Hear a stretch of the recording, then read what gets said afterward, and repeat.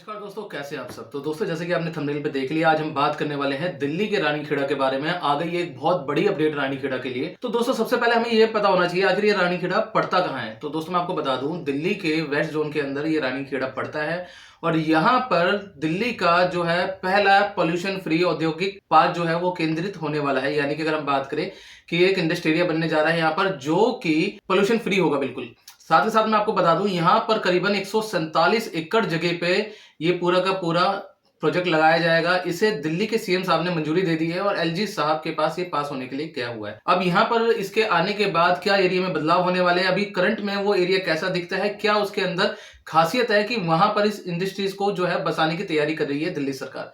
पूरी जानकारी जानने के लिए वीडियो के साथ अंत तक बने रहें। नमस्कार दोस्तों, मेरा नाम सचिन राजपूत है, आप देख रहे हैं टेक्निकल सफारी। तो दोस्तों, बात ऐसी है, मैं आपको बता दूं कि वेस्ट दिल्ली के अंदर एक एरिया आता है रानीखेड़ा, जो कि आपका मुंडका मेट्रो स्टेशन से स्टार्ट होके कराला के बीच का एरिया है। और यहाँ पर ये इंडस्ट्रीज हब इसलिए बनाया जा रहा है क्योंकि यहाँ पर अभी हाल फिलहाल में दिल्ली का जो सबसे बड़ा हाईवे प्रोजेक्ट जो चल रहा था UER2, वो यहाँ से गया हुआ है, जिसके तहत इस हाईवे के आसपास की जो जमीनें हैं वो धीरे धीरे करके काफी महंगी होने लग गई है। साथ में लोगों ने यहाँ पर इन्वेस्टमेंट करना स्टार्ट कर दिया है।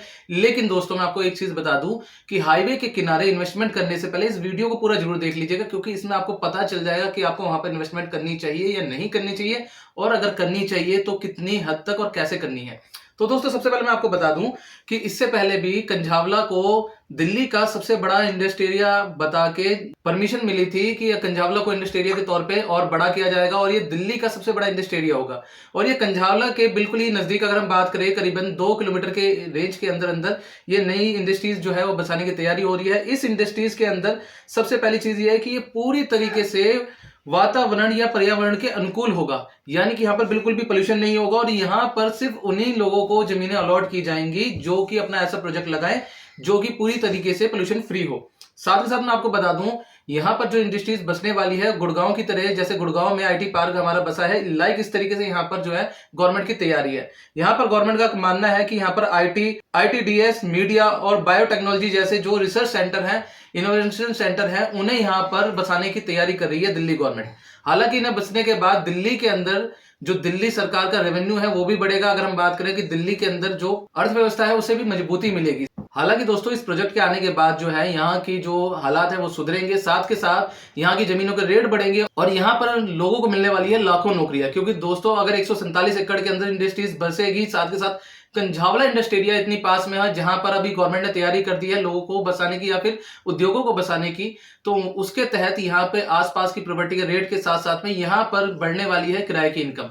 क्योंकि दिल्ली के अगर अंदर बात करें हम कि सबसे ज्यादा अगर इनकम देने वाला एरिया है जो रेंटल इनकम वाला, वो अभी तक सिर्फ रोहिणी या फिर अगर ग्रेटर नोएडा जैसी या गुड़गांव जैसी NCR की जगह थी। साथ के साथ अब उनमें शामिल होने वाला है दिल्ली के रानीखेड़ा का नाम भी। साथ ही साथ मैं आपको बता दूं, दिल्ली के रानीखेड़ा की ये IT इंडस्ट्रीज बसने के बाद आसपास के 4-5 किलोमीटर तक के एरिया में भी काफी डेवलपमेंट हो जाएगी। इसके अलावा दोस्तों, मैं आपको बता दूं कि यहाँ पर जैसे आपको अभी मैंने बताया कि लाखों रोजगार मिलेंगे, लाखों लोगों को यहाँ पर एम्प्लॉयमेंट मिलने वाली है। साथ के साथ इस प्रोजेक्ट के लिए जो लैंड प्रोवाइड कराएगा वो DDA कराएगा, क्योंकि रानीखेड़ा के आसपास का जितना लैंड है वो ज्यादातर DDA का है।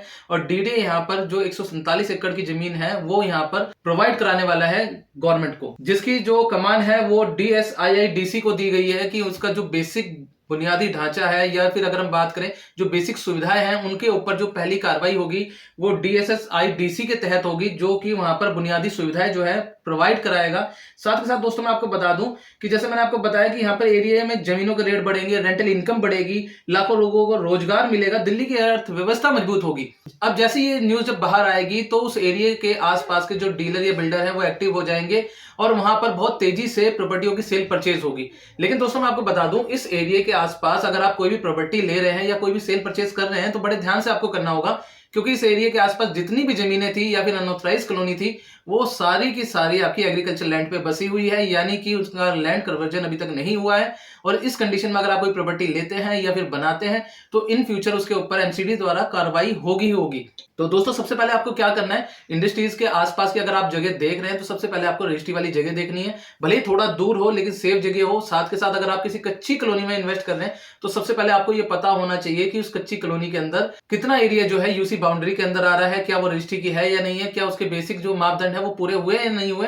कैसे आप जानेंगे, कैसे आप उन जगहों के बारे में पता लगा सकते हैं, कैसे आप किसी वेरीफाइड प्रॉपर्टी को खरीद सकते हैं, इसके ऊपर हमने एक पूरी वीडियो बनाई हुई है जो कि आपको यहाँ पर आई बटन पे दिख रही होगी। आप इस पर क्लिक करके देख सकते हैं, आपको इस वीडियो से काफी हेल्प मिलेगी। साथ के साथ मैं दोस्तों आपको बता दूं कि अगर आपका कोई प्लॉट या फिर कोई मकान रानीखेड़ा एरिया में है तो आप जल्द से जल्द जाएं और अपनी रजिस्ट्री कराएं, क्योंकि दोस्तों उधर की जितनी भी जमीन है वो सारी एग्रीकल्चर है। अगर एग्रीकल्चर लैंड को अगर आप जो है रेजिडेंशियल लैंड में कन्वर्ट नहीं कराते हैं या फिर उसकी रजिस्ट्री नहीं कराते हैं तो हो सकता है जब ये आईटी हब बसे तो उसके आसपास का एरिया भी जो है एक्वायर किया जाए और ऐसे में आपकी जमीन का कुछ मुआवजा नहीं मिलेगा अगर आपकी जमीनों की रजिस्ट्री नहीं है। कैसे आप अपनी जमीन की रजिस्ट्री करा सकते हैं, इसके लिए भी हमने एक पूरी प्लेलिस्ट बना रखी है जो कि आपको आई बटन पे दिख रही होगी। आप इस पर क्लिक करके सारे स्टेप फॉलो करके जो है अपनी जमीनों की रजिस्ट्री करा सकते हैं। साथ ही साथ दोस्तों मैं आपको बता दूं, अगर आप भी दिल्ली में कोई प्रॉपर्टी लेने की सोच रहे हैं या किसी सिटी में प्रॉपर्टी लेने की सोच रहे हैं तो आपको ध्यान रखनी है कुछ बातें कि कैसे आप उस प्रॉपर्टी को चेक कर सकते हैं, कैसे बिल्डर आपके साथ स्कैम करता है और किस तरीके से आपकी प्रॉपर्टी के अंदर जो है एग्रीकल्चर लैंड को रेजिडेंशियल बता के भेज दिया जाता है, कैसे उससे बचना है और क्या आपको भविष्य में उससे समस्याओं का सामना करना पड़ सकता है। इन सभी के ऊपर हमारे चैनल पे आपको वीडियोस मिल जाएंगी, क्योंकि हमने ऐसी बहुत सारी वीडियो अपने चैनल पे बना रखी है। और अगर आपको ये वीडियो पसंद आई हो और लगता है हेल्पफुल है तो लोगों के साथ शेयर करें। साथ ही साथ चैनल पर नए हैं तो चैनल को सब्सक्राइब करके बेल आइकन प्रेस करें और वीडियो को लाइक करना बिल्कुल भी ना भूलें। धन्यवाद।